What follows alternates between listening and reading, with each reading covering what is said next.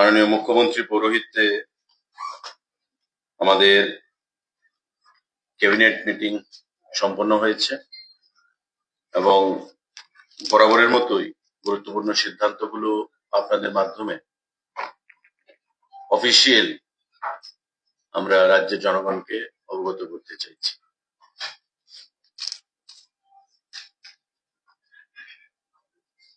Proposal for filling up of 104 post of manager, electrical, mechanical and civil, grade 1 and grade A and grade B under TSECL অর্থাৎ Tripura state electricity corporation limited. Tripura state electricity corporation লিমিটেডের অধীন 104 জন manager post নিয়োগ করা হবে এবং TSECL আগেও তারা করেছে। Tripura state electricity corporation limited নিজেরা পরীক্ষার মাধ্যমে এই 104 জন ম্যানেজার অর্থাৎ জুনিয়র ইঞ্জিনিয়ার তারা নিয়োগ করবে। এর মধ্যে manager electrical grade A post রয়েছে 24 খানা। কোয়ালিফিকেশন গ্রেড এর জন্য লাগবে B Tech electrical. Manager mechanical grade A post রয়েছে 4 খানা। কোয়ালিফিকেশন লাগবে B Tech mechanical. Manager civil grade A post রয়েছে 8 খানা, অর্থাৎ সিভিলে বিটেক লাগবে। ম্যানেজার ইলেকট্রিক্যাল গ্রেড বি 58 খানা পোস্ট রয়েছে 58। কোয়ালিফিকেশন লাগবে diploma in electrical. Manager mechanical grade B 2 খানা পোস্ট, কোয়ালিফিকেশন লাগবে diploma mechanical. Manager civil grade B post রয়েছে 8 খানা, কোয়ালিফিকেশন লাগবে ডিপ্লোমা সিভিল। অর্থাৎ গ্রেড এ এবং গ্রেড বি মিলিয়ে বিটেক এবং ডিপ্লোমা মিলিয়ে 100 টোটাল 4 খানা পোস্ট। 104 খানা post TSECL Tripura state electricity corporation limited তারা নিয়োগ করবে থ্রু এক্সামিনেশন এবং রিক্রুটমেন্ট তারা নিজেরাই সম্পন্ন করবে। TSECL নিজেরাই আগেও সেটা করেছে, এবারকার রিক্রুটমেন্টও তারা নিজেরাই সম্পন্ন করবে। ক্যাবিনেটে সেই সিদ্ধান্ত গ্রহণ করা হয়েছে। সাংবাদিক বন্ধুরা,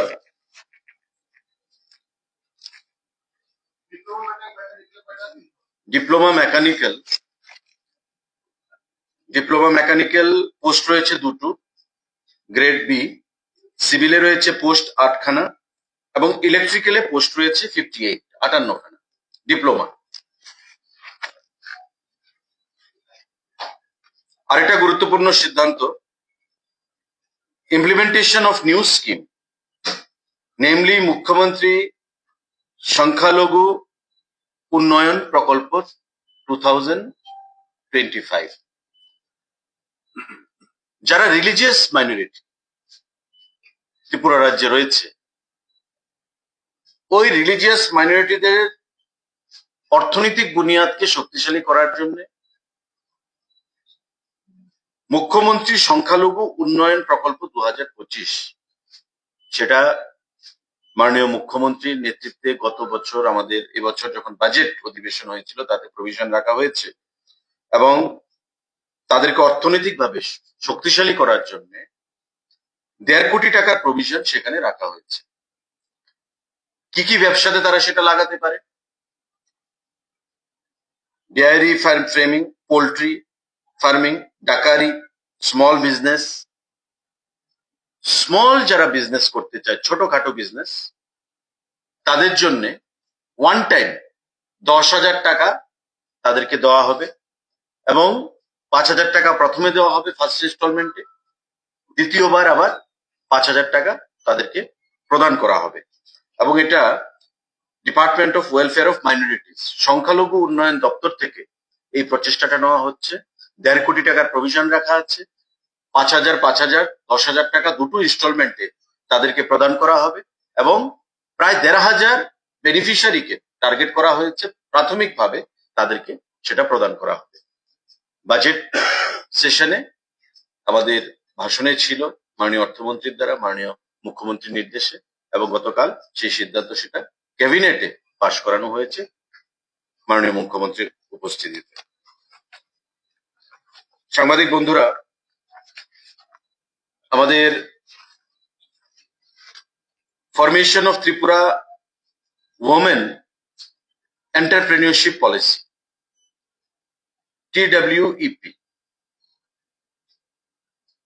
আমরা এতদিন ইন্ডাস্ট্রি ডিপার্টমেন্ট আমাদের রাজ্যের এন্টারপ্রেনিয়রশিপকে সামনের দিকে এগিয়ে নিয়ে যাওয়ার জন্য বা ইন্সপিরেশন প্রদান করার জন্য ইন্ডাস্ট্রির একটা পলিসি রয়েছে এবং সিঙ্গেল উইন্ডো সিস্টেমে সেখানে কাজ হচ্ছে।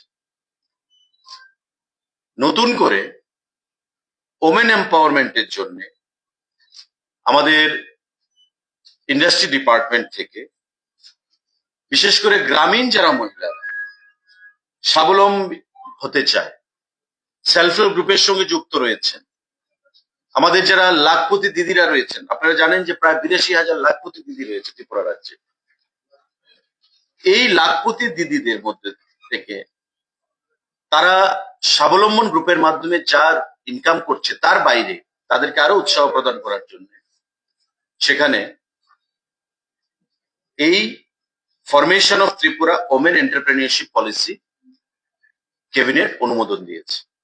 এখানে আমাদের যেমন সারা দেশে start up India, stand up India রয়েছে, মিশন শক্তি রয়েছে, এবং আপনারা জানেন যে PMEGP লোন আমরা প্রদান করে থাকি, মুদ্রা লোন প্রদান করা হয়ে থাকে, আমাদের উন্নতি স্কিমে সেখানে লোন প্রদান করা হয়ে থাকে, এবং PMEGP যে স্কিম তাতে দেখা গেছে যে সব থেকে বেশি লোন প্রদান করা হচ্ছে।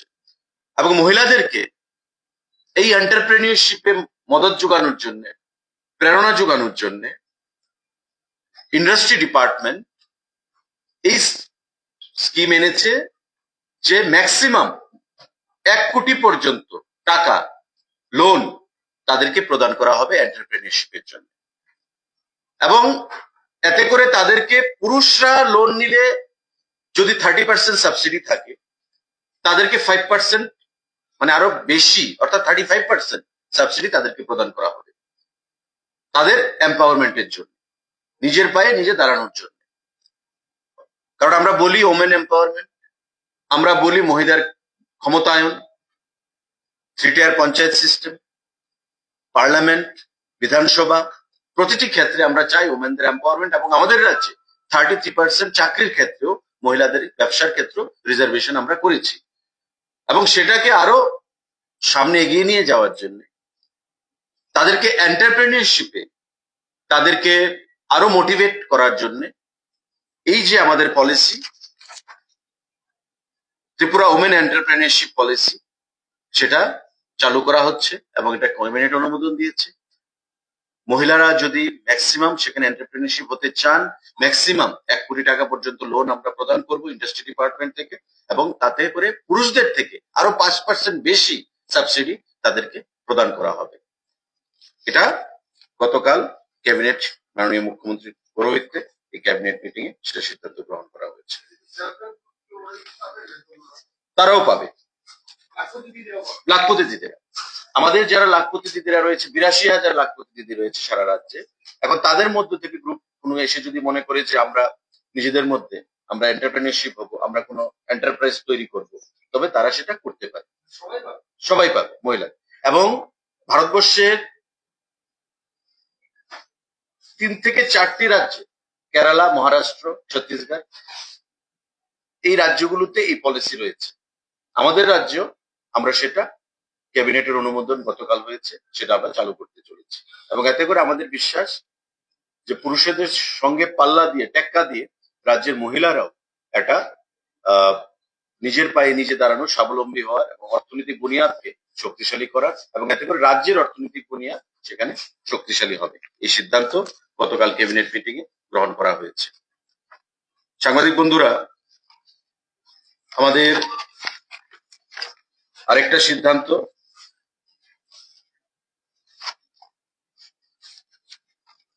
Proposal for establishment of new women's college at Nalchar by the Higher Education Department. নলছরে হায়ার এডুকেশন ডিপার্টমেন্টের দ্বারা সিদ্ধান্ত গ্রহণ করা হয়েছে নলছরে একটা ওমেন্স কলেজ সেখানে তৈরি করা হবে। পঠন পাঠন নেক্সট সেশন থেকে আশা করা যাচ্ছে শুরু হবে, এবং এই সিদ্ধান্ত ক্যাবিনেটে গ্রহণ করা হয়েছে। তার বাইরে সমাজ কল্যাণ সমাজ শিক্ষা দপ্তরের অধীনে নতুন প্রকল্প মুখ্যমন্ত্রী বালিকা সমৃদ্ধি যোজনা, এটা নতুন স্কিম, যে মুখ্যমন্ত্রী বালিকা সমৃদ্ধি যোজনা সোশ্যাল ওয়েলফেয়ার এবং সোশ্যাল এডুকেশন ডিপার্টমেন্টের অধীন, সেটা সিদ্ধান্ত গ্রহণ করা হয়েছে চালু করার। এবং এতে করে যারা অন্তোদয় পরিবারের কন্যা সন্তান, দুজন কন্যা সন্তান যদি অন্তোদয় পরিবারে জন্মগ্রহণ করে, জন্মের পর তাদের নামে 50,000 টাকা এফডি করে দেওয়া হবে, ফিক্সড ডিপোজিট করে দেওয়া হবে, এবং তার বয়স যখন 18+ হবে তখন তার বিয়ে বা তার বিভিন্ন কাজের জন্য সেটা ব্যবহার করা হবে। এখানে কিছু ক্রাইটেরিয়া বা কন্ডিশন রয়েছে। সেই কন্ডিশনগুলো হচ্ছে যে কন্যা সন্তান অন্তোদয় পরিবারভুক্ত হতে হবে, একই পরিবারের সর্বোচ্চ 2জন কন্যা সন্তান এই উপকারের বা বেনিফিটের আওতায় আসতে পারে, কন্যা সন্তানের জন্মের সময় মায়ের বয়স অবশ্যই 18 বছরের 9 মাসের বেশি হতে হবে। মানে যে পরিবারে কন্যা সন্তান জন্মগ্রহণ করবে, যে জন্মদাতা মা, তার বয়স অবশ্যই 18 বছর 9 মাসের উপর হতে হবে, এবং কন্যা সন্তানের জন্ম অবশ্যই কোনো স্বাস্থ্য কেন্দ্রে হতে হবে, গভর্নমেন্ট কোনো জায়গায় কন্যা সন্তানের জন্মগ্রহণ হতে হবে, এবং সুবিধাভোগী কন্যা সন্তান 18 বছর পর্যন্ত অবিবাহিত থাকতে হবে, আনমেরিড থাকতে হবে। অর্থাৎ কন্যা সন্তানের 2জনের বা 1জনের জন্ম হলো অন্তোদয় পরিবারে, তার নামে ফিক্সড ডিপোজিট হলো, দেখা গেল যে সে 17 বছর বয়সে তার বিয়ে হয়ে গেল বা 16 বছর বয়সে বিয়ে হয়ে গেল, তখন সে দাবি করলো, সে তখন পাবে না।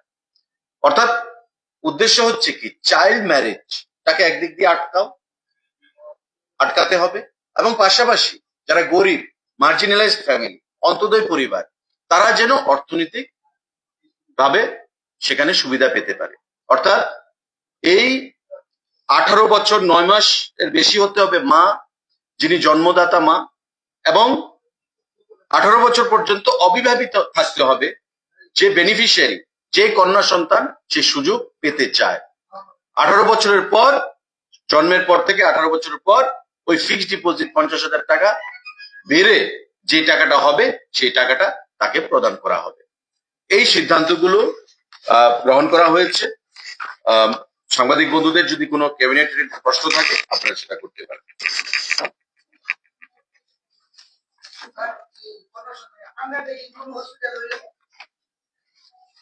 না, এখানে যেটা সিদ্ধান্ত, সুবিধাভোগী কন্যা সন্তানকে অবশ্যই কোনো স্বাস্থ্য কেন্দ্রে হতে হবে, সরকারি স্বাস্থ্য কেন্দ্রে হতে হবে।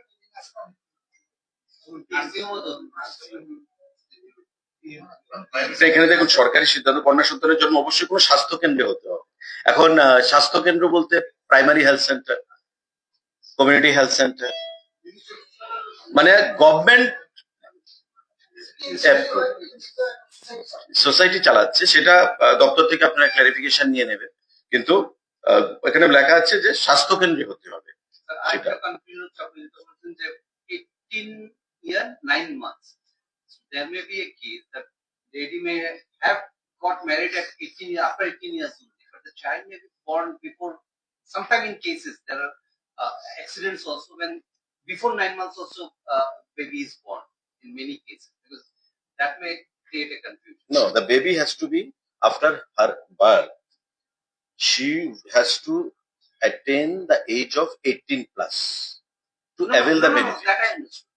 Initially, the fixed will be done only when the mother is 18 years, 9 9 months. months. Yes. But that idea is behind that the marriage has taken at least in 18 age. That 18. is the idea. Yes. But sometimes it happened, even in my daughter's case, I have seen the baby was born before 9 months time, Okay. Premature. premature. Okay. So in that case, that baby will be different. That can be examined No, it's a rule. if the medical practitioners come up with such certificate to assist you, Yeah. then it may be materialized. Okay.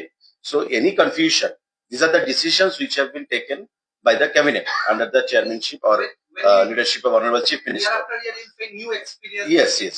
So initially, the department has started this project or schemes. So if there is any confusion, please feel free to talk to the officials. They will just clarify it. Okay. Sir এই ক্ষেত্রে একটা বিষয় আছে যে গ্রামেগঞ্জে তো সব মানে দপ্তরগুলোতে যোগাযোগ করার সুবিধা পায় না আশা করি যে এই নিয়ে কোনো অ্যাওয়ারনেস ক্যাম্পেইন করা হবে কি যেহেতু এগুলি বিষয়গুলি কিন্তু আশা করি না দেখুন, দপ্তর সিদ্ধান্ত নিয়েছে, ফিনান্স অনুমোদন দিয়েছে, ক্যাবিনেট অনুমোদন দিয়েছে। ক্যাবিনেটে গতকালকে সেটা অনুমোদন পাওয়া গেছে।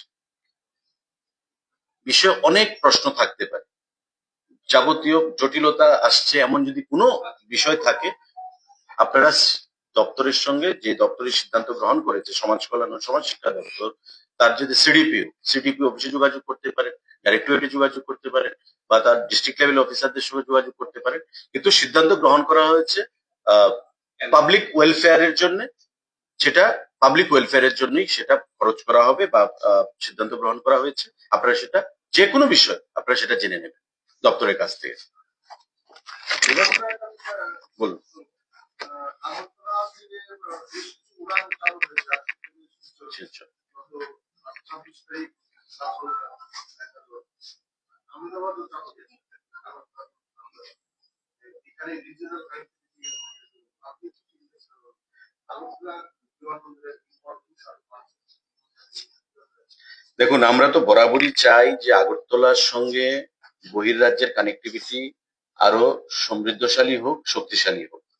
এবং আমি নয়, আমাদের রাজ্যের মাননীয় মুখ্যমন্ত্রী যখনই উনি দিল্লি যান, আমাদের বিভিন্ন দপ্তরের মন্ত্রীদের সঙ্গে ব্যক্তিগতভাবে যোগাযোগ করে বিভিন্ন দাবি উনি পেশ করেন।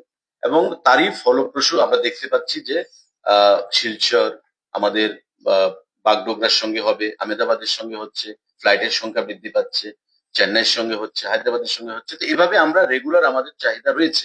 এবং আমরা এটাও চাইছি, আপনারা অনেকবার এখানে আলোচনা হয়েছে যে বাংলাদেশের সঙ্গে, মানে চিটাগংয়ের সঙ্গে আমাদের যে ইন্টারন্যাশনাল কানেক্টিভিটি যেহেতু এটা বন্ধ হয়ে রয়েছে, আমরা অল্টারনেটিভ সেখানে প্রস্তাব রেখেছি যে সিঙ্গাপুর, ব্যাংকক, তাদের সাথে মালয়েশিয়া, তাদের সাথে যোগাযোগ স্থাপন করা যায় কিনা। তো আমরা মাননীয় মুখ্যমন্ত্রীও সেটা চাইছে। ডোনারের মিটিং এ মাননীয় মুখ্যমন্ত্রী ডোনার মিনিস্ট্রির সঙ্গেও সেটা বলেন, এবং পার্সোনালি সিভিল এভিয়েশন মিনিস্টারের সঙ্গে যখন আলোচনা হয় আমার বা মাননীয় মুখ্যমন্ত্রীর, আমরা সেই বিষয়ে কথা বলি। তো আমরা দেখতে পাচ্ছি যে আমরা পজিটিভ রেজাল্ট পাচ্ছি, এবং this are the benefits of double engine government. এবং আগামী দিনে আমাদের বিশ্বাস যে আমাদের যে দাবি যে আগরতলা থেকে ইন্টারন্যাশনাল ফ্লাইট কানেক্টিভিটি চালু করা, সেটা আগামী দিনে সেটা ফলপ্রসূ হবে, এবং আমাদের যে আশা সেটা বাস্তবে রূপ নেবে। সিঙ্গাপুর মালয়েশিয়া নিয়ে আমাদের গত কয়েকদিন আগে, পুজোর আগে, ইটানগরে একটা কনফারেন্স ছিল। মাননীয় সেক্রেটারি এবং কমিশনাররা সেখানে গেছিলেন, আমি যেতে পারিনি, আমার যাওয়ার কথা ছিল। সিভিল এভিয়েশন মিনিস্টারকে সেটা বলা হয়েছে, এবং সিভিল এভিয়েশন মিনিস্টার পরবর্তী সময় বলেছেন যে মিনিস্টারের সঙ্গে আমি কথা বলবো দিল্লিতে, এবং আমি নেক্সট ট্রিপে ওনার সঙ্গে দেখা করে সে দাবি আমরা পেশ করে আসবো। তার আগেও ডোনারের যখন আমাদের মিটিং হয়, আপনারা জানেন ডেভেলপমেন্ট অফ নর্থ ইস্টার্ন রিজনের যে দপ্তর রয়েছে, মাননীয় মন্ত্রী জ্যোতিরাদিত্য সিন্ধিয়ার সঙ্গে ভার্চুয়ালি দুবার আমাদের রাজ্যের মাননীয় মুখ্যমন্ত্রী মিটিং করেছেন, এবং দাবি করেছেন যে তবে আগরতলা থেকে ব্যাংকক, সিঙ্গাপুর, আমাদের কুয়ালালামপুর মানে মালয়েশিয়া, তাদের সঙ্গে কানেক্টিভিটি করা যায় কিনা। বাংলাদেশের সঙ্গে যখন হবে হবে, কিন্তু আমরা যে ভিজিআর ভাইবিলিটি গ্যাপ যে ফান্ড, সেটা আমরা জমা দিয়ে রেখেছি প্রায় 3,76,00,000 টাকা চিটাগং এর জন্য। 15 কোটি টাকা সেখানে সাবসিডি আমরা দেবো সিদ্ধান্ত হয়েছে। তার মধ্যে অ্যাডভান্স আমরা 3,76,00,000 টাকার উপর প্রদান করে রেখেছি। কিন্তু সেটা কোনো এখনো ম্যাটেরিয়ালাইজ হচ্ছে না। তাই আমরা বিকল্প প্রস্তাব আমরা সেখানে রেখেছি যে আগরতলা থেকে ব্যাংকক, সিঙ্গাপুর বা মালয়েশিয়াতে সেটা যে কোনো একটা কান্ট্রির সাথে স্টার্ট করা যায় কিনা। তো আমরা আশাবাদী যে আগামী দিনে সেটা হবে এবং মাননীয় মুখ্যমন্ত্রী সেটা তদবির করছে। ইমিগ্রেশনটাই রয়েছে এখন। ইমিগ্রেশনের পরেই তো তবে ইন্টারন্যাশনাল ঘোষণা করতে গেলে ইমিগ্রেশন করতে হবে, তারপরেই তো ঘোষণা করা যাবে। Thank you.